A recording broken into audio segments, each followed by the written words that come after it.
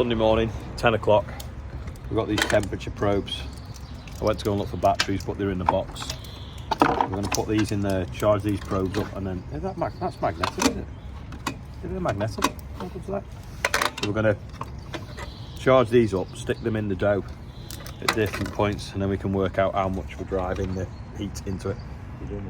Fortunately, the tyres come off the rim this morning. It's got a little slow puncher. So I've got a pipe that's got no restriction. Put that on. Feed heater blown up. Jacked it up with that, and that. And we'll try and get it back on.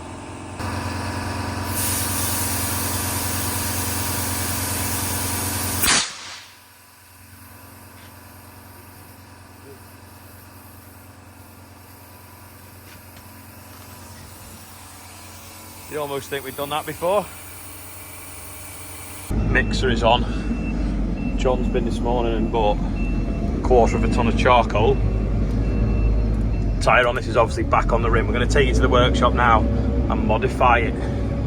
So hopefully it'll mix the flour properly. Because what we don't want to do is end up with a ball of dough stuck between all four tines. So that's why we're going to take some of the tines off. Because it's starting to rain, we're going to try and do as much as we can in the workshop. So this is the flour, oil and salt. And then we're going to fill a bucket with water. So put it on the Merlot so that we can get the water in quick. We need 300 litres of water. We've just cut the head off the bolt because there wasn't a chance of undoing it. And then removed. Yeah, that was well concreted. Remove one of the tines off. And then they're all in a row, so we think they'll be okay. But we might put this on there so it goes closer to the floor maybe, and gives us the teasing effect. I could push that there and only tack it on because the weight's gonna push it on because it's angle iron, couldn't we? And then when we watch the mixer at the nail strops, it kind of really like cut it against the side to stretch the fibres in it. So that might do the same with that. We decided that, well, the nut on there now, bolt on there, that'll sit on. And it'll just give us a bit more clearance and move a bit of stuff that might have touched. So, just throw a nut on that. That should do the job. Now, I think we spray it with oil, because it's not the smoothest of surfaces. Then we'll add some flour, water, salt, and off we go. We've got this little sprayer now to coat the inside with oil. Yeah, it's a bit thick for spraying it. Oh, well, that's coating it now.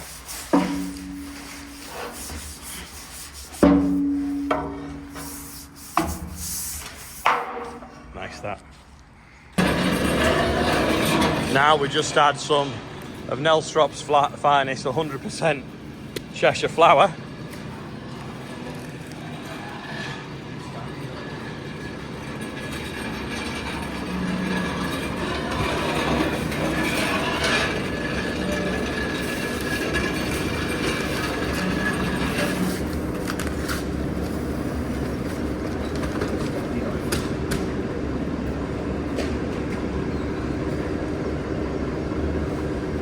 Couple more bags of flour, 4 kilos of salt now. Pinch of salt. Pinch of salt. But that's about right, that. It's jamming a bit, isn't it? Yeah. 2.5 litres of oil. That's the was it 5 kilos of yeast? Yeah. Well, you said you were going to wear gloves because it stunk. It does stink. This is the yeast. Yeah, it does stink. Smells like a brewery. The mixer was slowing down, so we've just got in and revving it up a bit more now. Give it a bit more hydraulic flow. Looks quite good actually, doesn't it?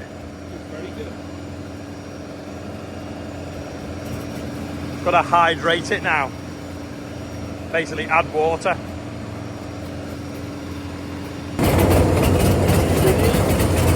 250 litres.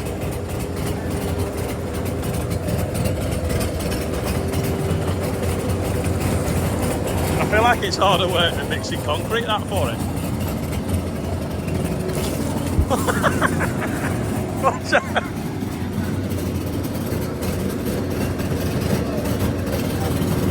Are you counting? Did you count? That's 7. So that's about halfway. Hey, it's bubbling. The yeast must be working already.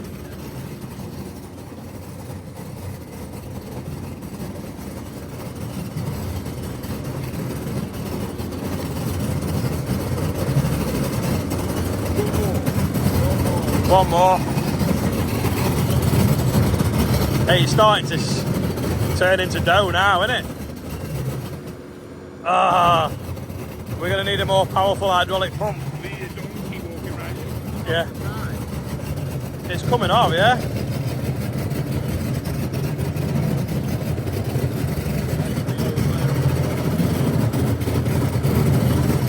It's definitely doing something now, isn't it?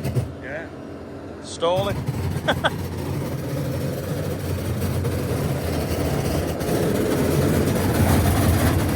Poor hydraulic motor's working hard.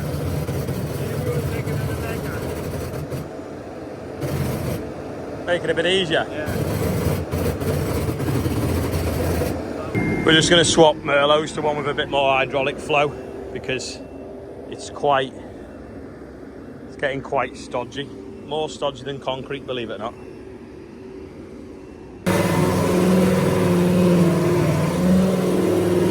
That's starting to look like dough now, isn't it?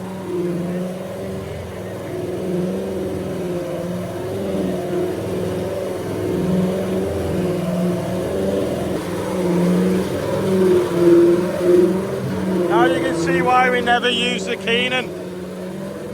Because we've got to get that out of there.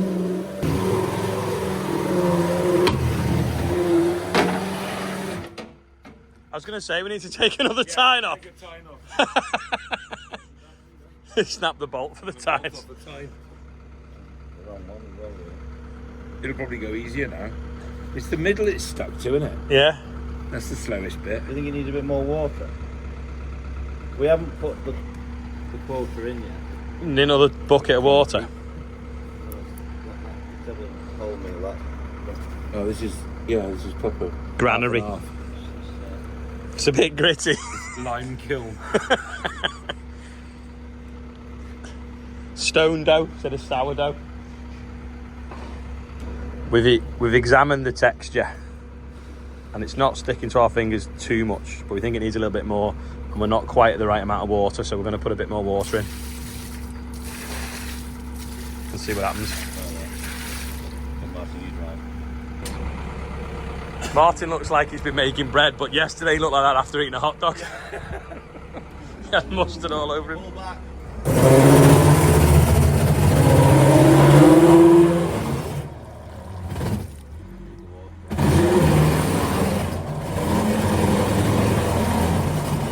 Because we obviously know what we're doing, we've decided there's too much agitation now, so we've removed the bar we had on the bottom that was scraping the bottom, so hopefully now it'll just start to go in a ball. So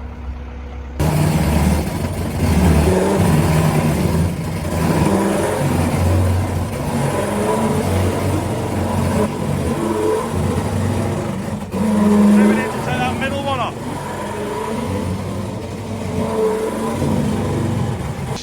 That's our water tank. We're going to take that other peg off now.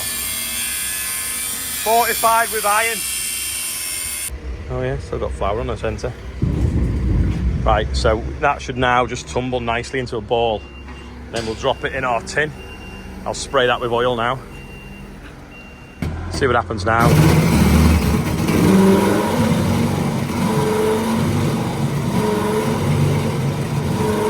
Nearly made it worse. I think we're getting there now.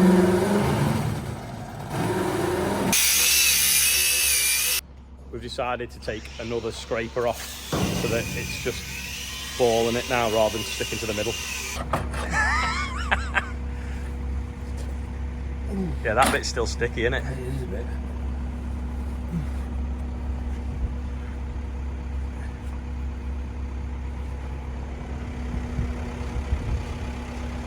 Right, we've only got now the scraper on the outside, so hopefully that'll just roll it.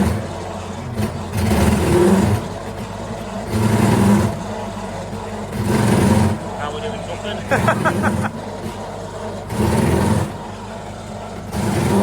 Put it flat, John.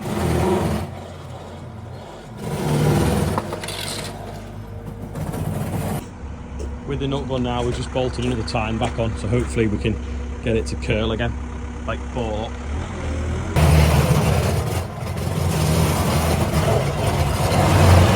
How big of an angle, John? Yeah, we've kind of got one ball now, haven't we?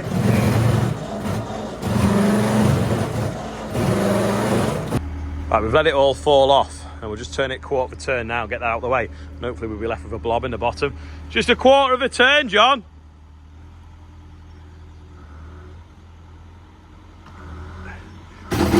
Little bit more, little bit. Whoa, that's it. One blob. This is exactly why we didn't use the Keenan, because we'd have, although it'd have mixed it perfectly, we'd have never got it out. Feels right now, doesn't it? Yeah, yeah. Feels good. Feels perfect. I reckon that's a good feeling, that, isn't it? Yeah, yeah. Perfect dough. Hopefully it should flop out. That's the plan. Come on, it's coming.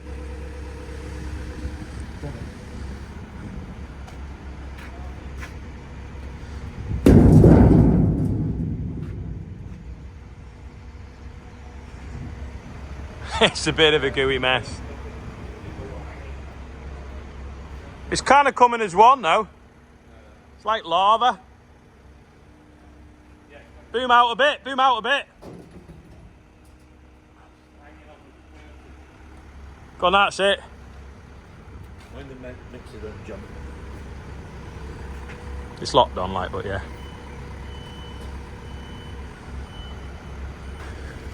Just getting the last corners out now. Should we just spin it and see if it tosses it out? Yeah, it probably will now, half it's come out, won't it? Let me put that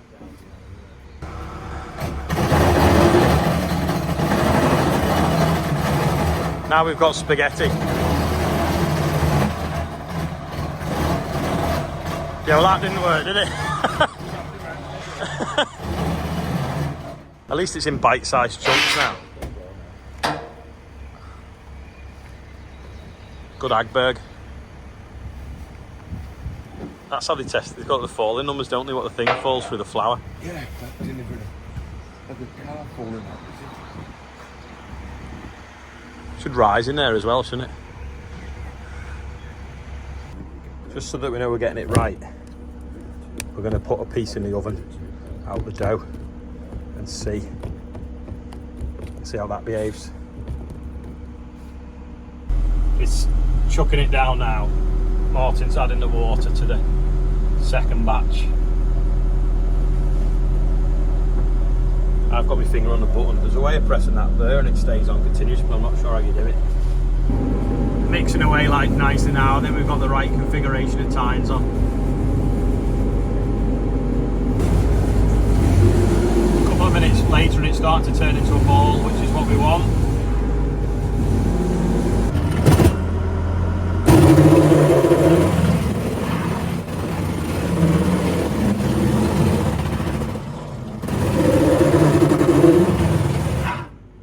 We'll take that plate off because it's loose. We've decided that we can reduce the agitation now, so we're going to take the scraper off the bottom, tip the 2.5 litres of oil in because we forgot. So pull that off there and then carry on mixing. Hopefully it won't make too much difference that we put the oil in late.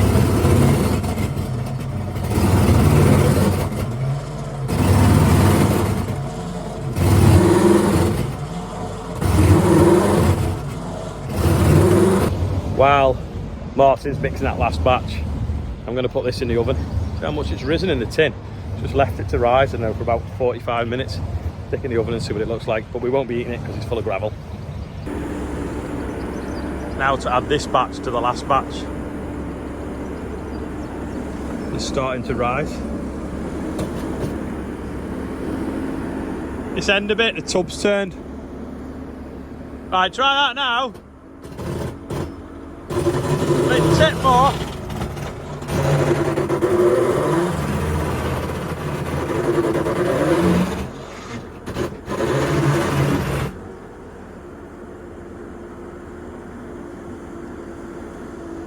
That should come out in 1 now. Or 10, if you chop it up. Zip it a bit.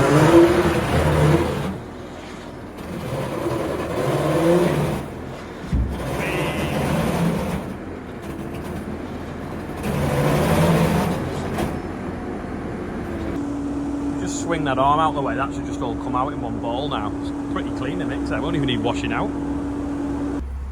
1 last lump and then we've got it all in the tin. It's just heavy though. We just want to knead it flat. So we think we're going to use the mini digger for that. We'd knead it slightly, get it to fit flat in the tub, tin. So we got the mini digger and we're just pressing down and just gently massaging it really, I suppose. Do it with the flat now, I think.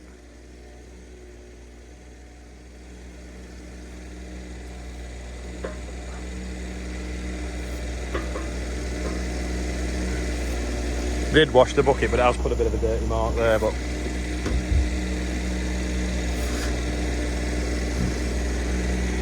put it a bit flatter and go down a bit further. So just prod that, Martin. So that's, see, that's Bob bouncing up and down like a bouncy castle. That's starting to rise. That was the first batch. The second batch isn't really at all. It's like lead. 9,920 it weighs with me in the cab, but when it's cooked it'll get lighter. We've lifted the tin on top of the wood chip now where it's nice and warm, so that should prove itself in the next hour or so while we get the oven ready. Right, we'll leave this in here for a bit, see how long it takes to rise. Already is. This is the control after 55 minutes. It's looking like a loaf of bread. So we've obviously got the mix right. That's at 150 degrees as well. Right, 35 minutes later, it's definitely rising. You can see the mark on the tin before, but you can't now. Happy with how it's rising, happy with how the controls going in the oven. Now we've just got to see if we can get enough temperature in the homemade shipping container oven. John's gone to a party, so Oscar's took over. We've got this charcoal now. So we're gonna put it on the tray and get it going. Got 1/4 of a ton of it.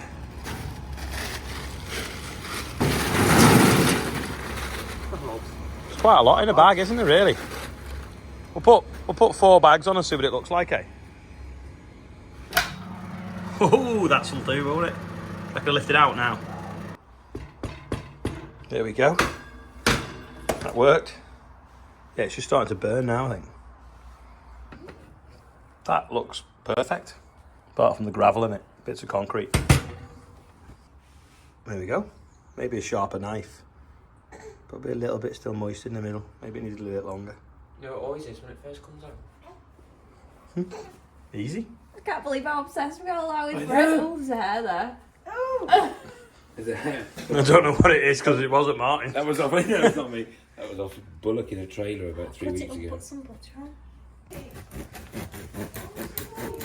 It's a crusty loaf, this one. It is a crusty loaf. Any stones? No. That's perfect, isn't it? Look at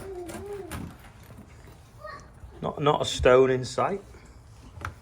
Or any hydraulic oil. If anybody wants a loaf, it'll be on the website. There you go. Just a concrete mix of bread. Can you taste any of the bits of angle grinding? No. There's no cement in it. That's really good. Ugh. That's nice. It actually smells that good. I'm trying it as well. I would presume that the oven would kill any bacteria and stuff that could have been in it. Right, now to light the charcoal, so I'm going to try and put a bit of kerosene on, and then hopefully this like plasma lighter works. It's good that it like recharges. See it? So I'll rake that into a heap now, get the charcoal all burning nice, then we'll rake it level. We now got 4 trays of charcoal. Still the lighter fluid burning off them to get them hot. Once they're hot, we can give them a bit of a turning about, rake them out, and lift them into there. Next job, insulate the roof of the container with some old bales of straw. These bales are pretty damp, so there's no chance of them combusting, hence why we've got it in the middle of the yard as well. It's funny stuff, straw as well, when it's dense it doesn't actually burn that easy. Getting some big spots of rain on the window, there's a high chance of a thunderstorm. Hopefully it'll miss us. Typical British summer, like the barbecue, starts to rain. Quick, turn the oven on. Because it started raining, we're going to now lift the trays in the container so that the rain doesn't put the fire out, and then it'll sort of preheat the oven, shall we say. If it gets too hot, we might have to lift them out once the rain's gone off. We've just got 2 in here now, keeping out the rain. 2 on that concrete pad. Soon we'll be able to rake it all level. It's thunder and lightning now outside. Soon we'll rake it level and then add the other 2 in and add the bread in. See what temperature it's getting to then when we shut the doors. We've got 3 of these. We've just put one inside the container. We've got 30 degrees so far. It's just 31. It's just sat there at the moment, but it's definitely hotter higher up. Right, we're going to shut the door, see how hot it starts to get. Check the temperature probe. We've got one over here that's outside. That's reading 19. There. What's your one reading now? These are just slowly getting white. 50. We've got 150 to go. Yeah, 100 to go. 100 to go. It's like Back to the Future. He's trying to get the boiler hot enough in the steam train on. Yeah. It's rising now. They've shut the door. Do you think we're going to do it, Marty? What's he saying? You can get the fires harder than hell. We thought it was a big job taking the floor out of the container. Anyway, the charcoal's done it for us. Hence the smoke. Yeah, there was some paint or something spilt on the floor, so it went on fire.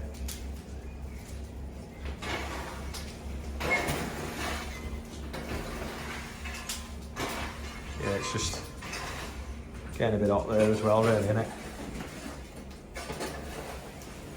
It's a bit of a big job ripping all this out, you see, so that's why we're trying not to. We're happy that the coals are hot enough now. Most of them have turned white. We've changed the breeze blocks, so now they're 3 times as high off the floor, but hopefully now that paint's burnt off, that'll be okay. So we're going to start lifting them in now to the Merlot, boom them out, load it with all the hot coals, then stack some blocks on that one, then stand the bread on top and hope it doesn't rise and hit the ceiling too much. So we'll boom in now and start placing these hot trays in. Like I say, we could have done this in a powder coating oven, but this gives us the flexibility to do it over a bank holiday weekend and gather some data basically.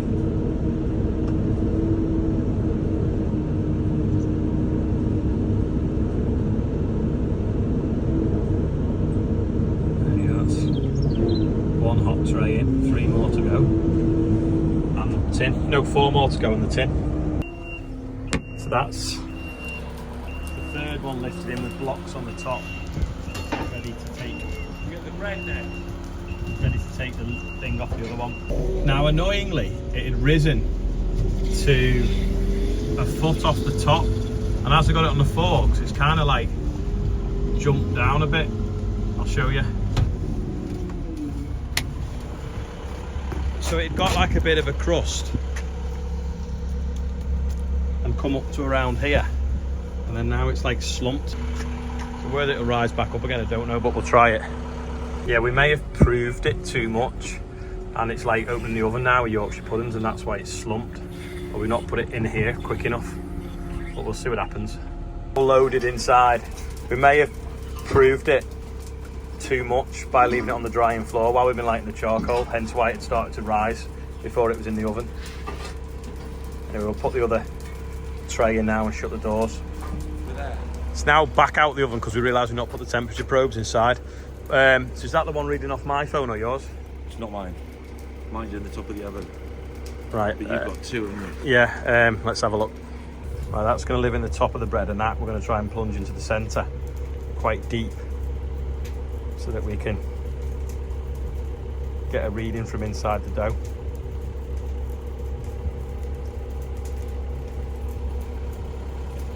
Like warm apple pie. So that's 200 kilos of charcoal. Is it about? Half a ton of bread. See what happens. Yeah, there's a bit of a funky smell at the moment as it burns the paint off that tin, but the next one won't be painted. So we'll shut the doors and see how hot we can get it.